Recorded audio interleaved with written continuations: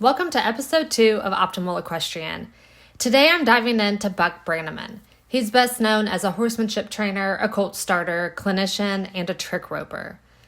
Today we're going to learn what sets Buck apart from other clinicians, how horses teach us more about ourselves than anything else, and the difference between discipline versus punishment. The research for this episode comes from his 2 books, The Faraway Horses and Believe, both of which I rented from my local library. I also watched the documentary titled Buck, which is on YouTube, or you can rent it on Amazon. I highly suggest finding both the books and watching the documentary. It just gives you a much better idea about his training philosophies, and he gives you a few guides and examples of things like trailer loading and starting young horses. But he's also just a great storyteller and has lived a fascinating life. So who is Buck? He learned to rope and ride when he was 3. He got his pro card with the Rodeo Cowboys Association, which is now the PRCA, when he was only 6 or 7. His father taught him and his brother to trick rope, and so they would go around to these different rodeos where they would perform these trick roping acts. His father was an alcoholic and abusive, and then his mother passed away at a young age, and so they ended up in a foster home. As an adult, he worked at various ranches, breaking the difficult colts or starting the horses that nobody else wanted to or could start. And while working at one of these ranches, he went to a Ray Hunt clinic, and he recalls thinking as soon as he saw Ray Hunt working with these horses that he didn't know what he was doing or what it was called, but he knew immediately that that's what he wanted to do with his life. And so he spent 4 or 5 years traveling, if not every weekend, every other weekend, following Ray Hunt around to these different clinics, just trying to soak up anything and everything that he could. He eventually went out and started giving his own clinics, but recalls thinking that he was just parroting Ray Hunt and he had nothing of his own to really contribute. And he was also very introverted and uncomfortable in the arena. And so to overcome this, he spent a year giving local clinics, just trying to overcome all these different things so he could be a better clinician. The one thing that really stood out to me about him as a clinician is in the documentary and the book Believe, the people who attended the clinics, they didn't just walk away with mechanical movements on how to do things. He's changing the actual mindsets and instilling his own training philosophies into these clinic attendees. So he's not just saying, oh, your horse is doing this, you need to do X, Y, Z. He's telling you the why behind why we're training, why we're doing groundwork. And it just seems really moving to the people that attend these clinics. And he's also very blunt, but it comes across in a kind and caring manner. Often, I'm sure you've seen some people who are blunt, but it comes across as judgmental or rude or bossy. Or if you're on the other end of the spectrum, you're trying to tell someone what they need to hear, but you're going to sandwich it with compliments, and that just leaves a message vague and muddled and unclear. But Buck is very compassionate, clear, concise when he's telling you what you need to hear. And I think a lot of this can be attributed to, well, he is caring, but he's also very emotionally calm and composed at all times. And that's going to come across to the people so that they're going to be matching energy. And it's also obviously going to be great for training horses. They're going to feed off of that energy a lot better than someone who does not have control over their emotions. I think it's really valuable to watch a documentary because a lot of his tone and is hard to pick up in books, but the documentary really shows this quality of him very well. So the first big lesson that I took away from Buck, he talks a lot about how horses are a mirror to your own problems and how you interact in your day-to-day life. Here's a quote from Buck. He says, "The horse is a mirror of your soul. And sometimes you may not like what you see in the mirror. Sometimes you will." And this is a recurring theme in both the books and the documentary. He often says he's helping horses with people problems versus helping people with horses that need help. So I sat and thought about, what does this say about me and my horse?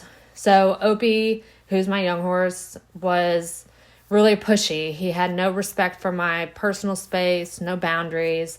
He was developing a biting problem, and he's always been buddy bound. My other horse, Logan, when they're at my farm, I couldn't even take Logan on the other side of the fence without Opie running and screaming and freaking out. And I didn't exactly know how to handle all this. And so what does this say about me? Well, first, I was an amateur and I definitely needed professional help, or I needed to be able to educate myself and learn the horsemanship techniques. I was lacking discipline and the knowledge on how to handle him. I didn't work him enough. I thought that I didn't need to work him, or when I would work him, I'd say, well, that's good enough for today. And I just simply didn't know how to properly handle him or handle the problems that he was throwing at me. I wasn't setting a boundary. So that's where his biting was coming in. He was invading my space. He was stepping on me. And I was lacking accountability when he would come into my space. I would make excuses for him saying, oh, he's just got a big personality, or isn't it cute? I just want to cuddle him. And then finally, with the buddy boundness, I wasn't setting an example that I could be the leader or someone that he could trust. When I would work him, I would be nervous and scared, and I'd try to rush through things instead of being a calm, confident energy that he could turn to when he was unsure or we were in a new environment. In the book Believe, Buck states, horses take you at face value. They don't judge you or care what you look like. They only care how you make them feel. So how was I making Opie feel? When I was nervous and scared, he was like, oh no, there's something to be worried about also. And I just wasn't making him feel safe and like I was someone who knew what they were doing. He could see right through me. So what should I have done? I should have gotten more. I was getting professional help, but I should have gotten more, and I should have been working on things, working with him daily while staying in a calm, controlling my emotions state. And I should have set boundaries. I would set boundaries, but I was very inconsistent with it. I still kind of am. But you need to set a boundary and stick to it. You need to be firm in that. And they know when you mean it and when you don't. And so they're going to pick up on that immediately. So lesson number 2 that I learned from him, he talks a lot about the difference between discipline versus punishment. Here is a quote from Buck that I really like. He says, discipline isn't a dirty word. Far from it. Discipline is the only thing that separates us from chaos and anarchy. Discipline implies timing. It's a precursor to good behavior, and it never comes from bad behavior. People who associate discipline with punishment are wrong. With discipline, punishment is unnecessary. Without discipline, it would be easy to become the type of man my dad was. So I told you earlier, his father was an alcoholic and abusive. When he went to his foster home, his foster dad, Forrest, was a much better role model, and he displayed discipline versus his father used a lot of punishment. So there's a story that Buck talks about in his book about when he was a teenager. He just felt like Forrest could sense when he was looking for mischief, and he could see it coming before it happened. And so when Forrest would notice that, he would tell Buck to go out into the field and dig up the cocklebur plants. And he just thought it was better to keep him occupied and busy, honestly tired, than to wait for him to do something wrong and have to punish him later. So we can take this to the horse world. There's 2 good ways to handle undesired behavior in your horses. One that he talks about, which if you've heard anything from Warwick Schiller, he talks about this a lot too. But it's making the wrong thing hard and the right thing easy, as opposed to making the wrong thing impossible through intimidation. And the second way you can handle undesired behavior is changing the subject. And you just keep changing it until the behavior eventually disappears.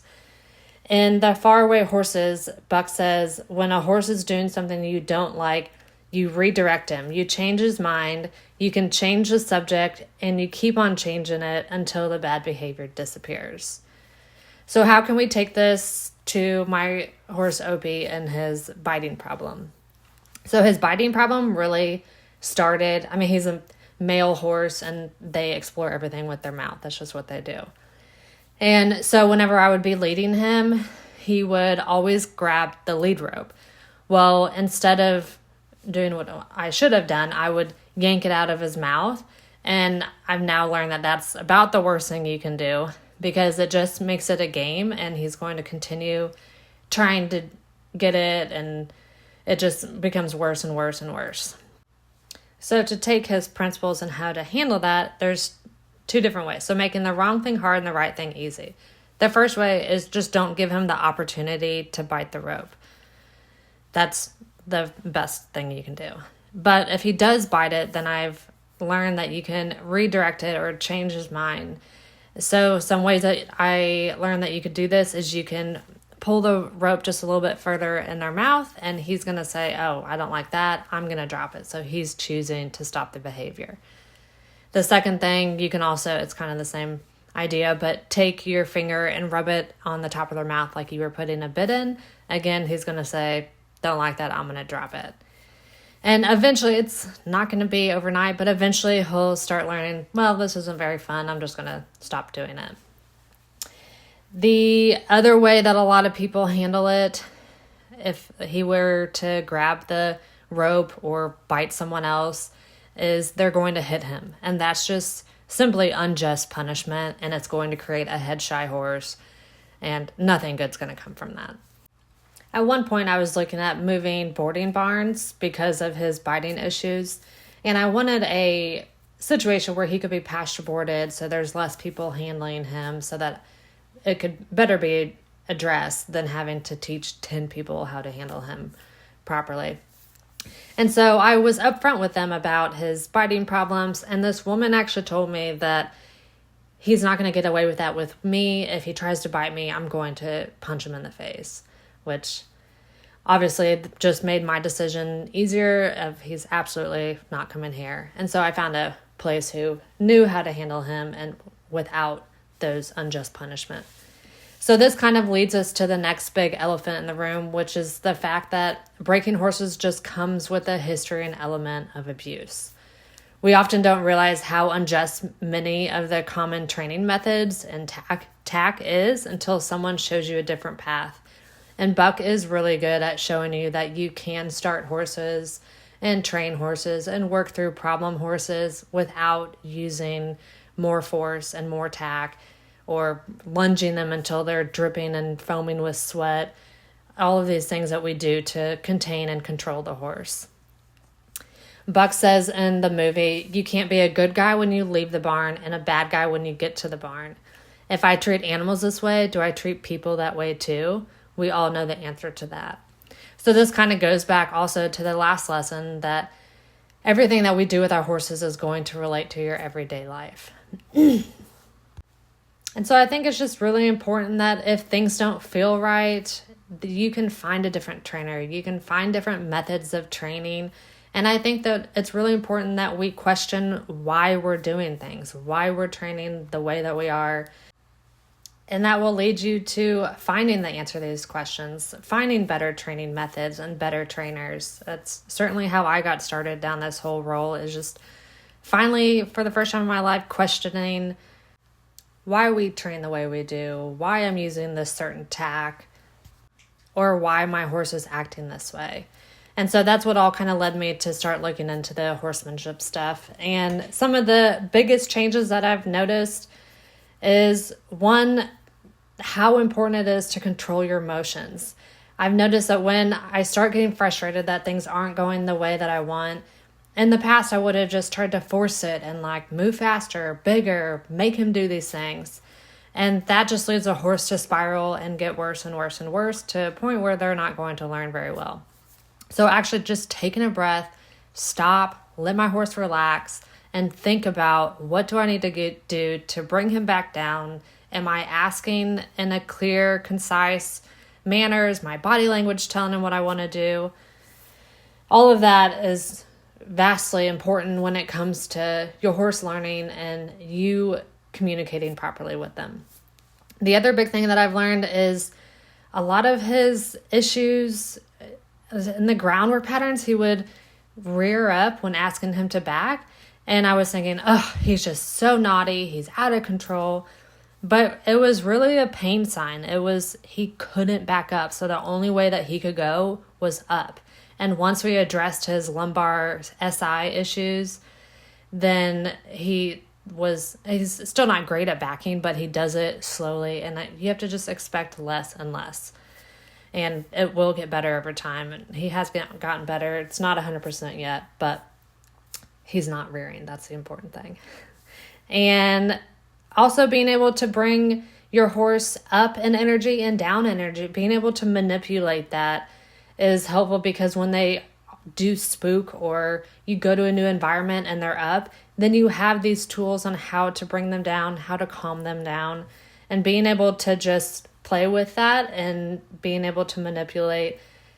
If they say they're too lazy, you need to know how to get them going and forward. And he tends to be on the lazy side. So that's been very important for me. I used to just not even make him trot around in a circle fast enough. So just being able to get him up when he needs to be. But when we go to new places, I need to know how to get him down, because he does get very excited and just hotter when we're in a new environment.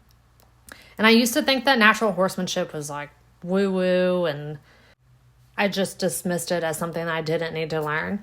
But I now see that it's a way to overcome behavioral problems. It's a better way of training. It can help you with trailer loading, anything on the ground, and that will usually translate into the saddle. It makes tacking up easier, mounting easier. You can go on trail rides easier and more enjoyable. And it's just an ethical training practice. So if you're wanting some resources to start looking into horsemanship, some free and cheap ways that you can start learning it is through books. Buck obviously has his books, but you can also look up Tom Dorrance, Ray Hunt, Warwick Schiller, and Tick Maynard. They all have books. And on YouTube, Warwick Schiller has so many hours of free information, and he goes through all his training principles on there. I probably spent 20 or 30 hours looking at information for free on YouTube. He's a fantastic resource. If you do have a budget to spend, the Noel Floyd subscription has Tick Maynard has lessons on there, and he's fantastic. He talks a lot about being able to manipulate your horse's energy and where your horse will be able to learn best. And he gives you just games that you can play with them to make the groundwork fun. And then also there's a TRT method. It's pretty pricey, but I think that he's really good at communicating what your body language should be doing. He has this course where it's all off the horse, and he has you practice the body movements. That way when you go to your horse, it is a clear and concise way of communicating, and you've already got the movement patterns that you need for yourself down, so you can focus on what your horse is doing. And I really like that, because it's a way that you can drill these practices without having to make your horse drill it over and over, which is something that is rare that we can drill at home in the equestrian world. And I think that he just is really good at communicating what your body should be doing, and he really breaks it down into small bite-sized pieces. And then when I was learning all this stuff, I would just pick one movement, go to the barn, and practice just that one movement. And I would videotape myself, and then I would go back and look at the videotape and say, does this look like Tick or Tristan Tucker or Warwick Schiller? And when they're doing the groundwork, do I look the same? And that'll help you really just focus on one pattern and getting that one movement correct, and picking up if your body language is going to look the same to your horse. And horsemanship in general is just a great practice that you can pick up tools for certain behaviors and you can leave the rest. So say your horse isn't good at the mounting block, they're all going to have different ways, and these different ways may work well. You got to try them all with your horse, and what's going to work with your horse, what are you best at doing with your horse. And so you can just kind of pick up tools as you needed and leave the rest. So definitely get started looking at some of that stuff and let me know your thoughts. And I will see you next time on episode 3, where we will look at the book Mind Gym and all about the psychology and how we can be better competitors.